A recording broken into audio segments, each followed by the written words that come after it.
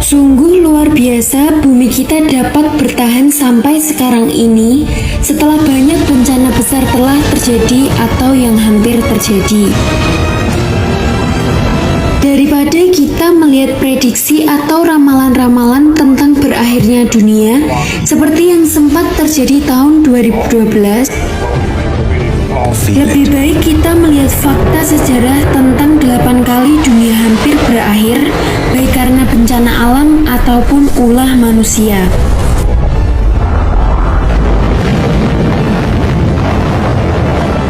Berikut ini adalah 8 kali dunia hampir berakhir.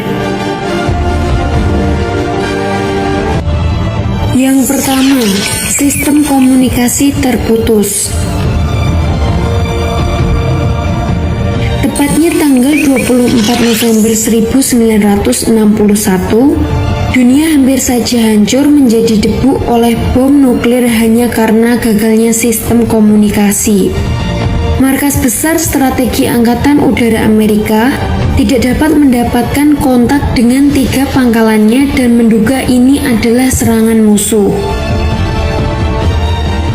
Segera tentara Amerika bersiap untuk perang dengan Rusia, tapi untungnya pilot pesawat tempur yang mengecek pangkalan yang hilang kontak tersebut mengkonfirmasi bahwa tidak ada serangan sama sekali. Ternyata putusnya kontak disebabkan oleh stasiun pemancar yang rusak karena kepanasan.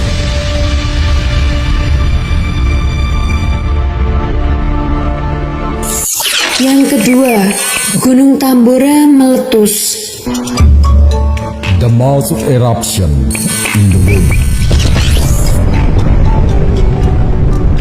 Bencana besar pernah terjadi di Indonesia ketika Gunung Tambora meletus di tahun 1815 dan menewaskan 88.000 jiwa.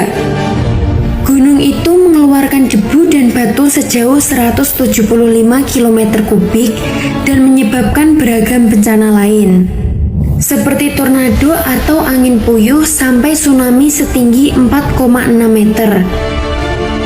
Bekas dari abunya masih dapat ditemukan sampai ke jarak 1.300 km. Erupsi ini juga menyebabkan suhu menjadi lebih rendah di bagian dunia lain. Akibatnya panen gagal dan kelaparan terjadi di Amerika Utara dan adanya wabah di seluruh daratan Eropa.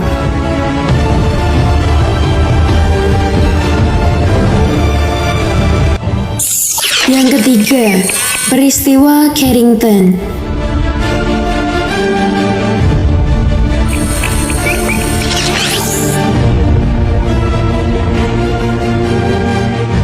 Ledakan besar di atmosfer matahari terbesar terjadi di tahun 1859 dan melepaskan energi sebesar 10 miliar bom atom.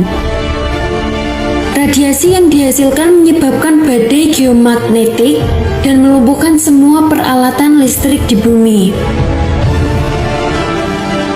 Ilmuwan memperkirakan jika peristiwa yang sama terjadi di masa ini, akibatnya akan besar sekali dikarenakan ketergantungan manusia akan teknologi. Tiang-tiang listrik akan meleleh dan semua metode komunikasi antar manusia akan punah.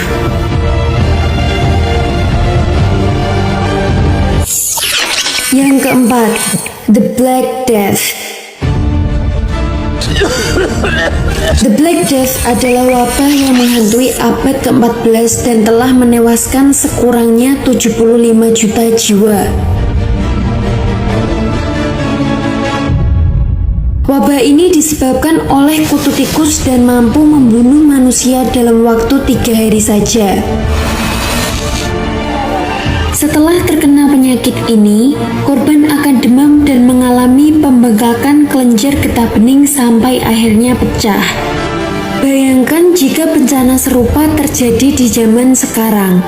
Akibatnya akan lebih fatal dikarenakan mudahnya sarana transportasi.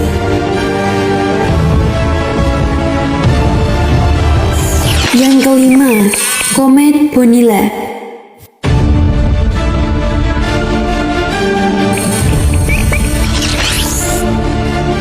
Sebuah asteroid diyakini telah menyebabkan salah satu dari 3 kepunahan massal terbesar dalam sejarah 65 juta tahun yang lalu yang memicu berakhirnya dinosaurus.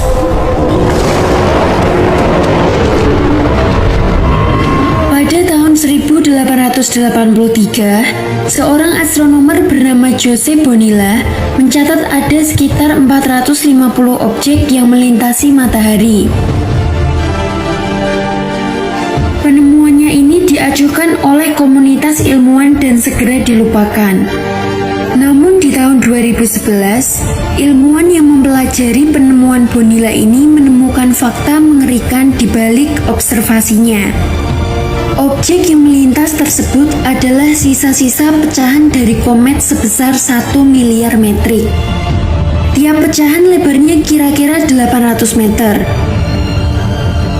Jika salah satu dari pecahan ini jatuh ke bumi, maka akan menyebabkan bencana sebesar 1000 kali lipat lebih kuat dari ledakan sebuah bom atom.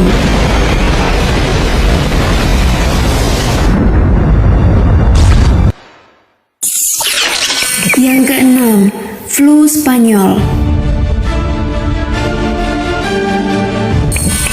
Tahun 1918 adalah tahun paling mengerikan di mana terjadi wabah flu besar-besaran sepanjang sejarah manusia. Menginfeksi setidaknya sepertiga dari populasi dunia dan membunuh sekitar 50 juta orang.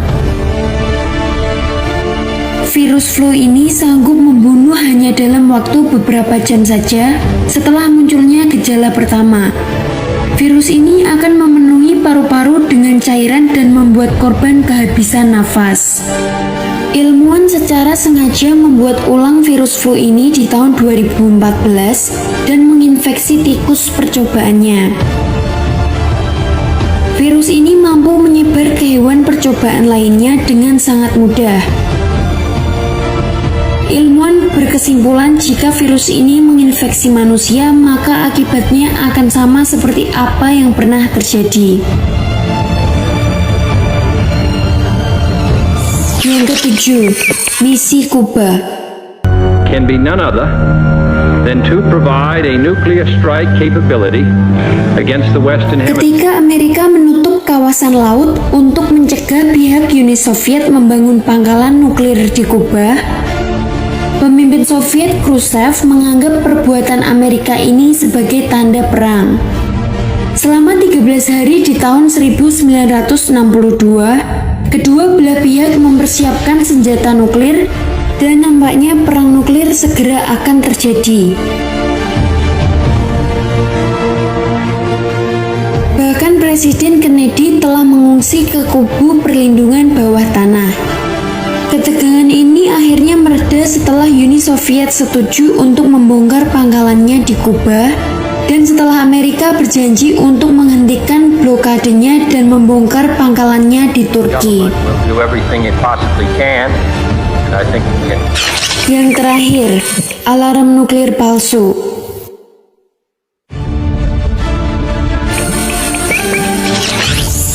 Di tahun 1983, Stanislav Petrov dari Uni Soviet menerima peringatan di komputernya jika ada 5 rudal Amerika yang telah diluncurkan.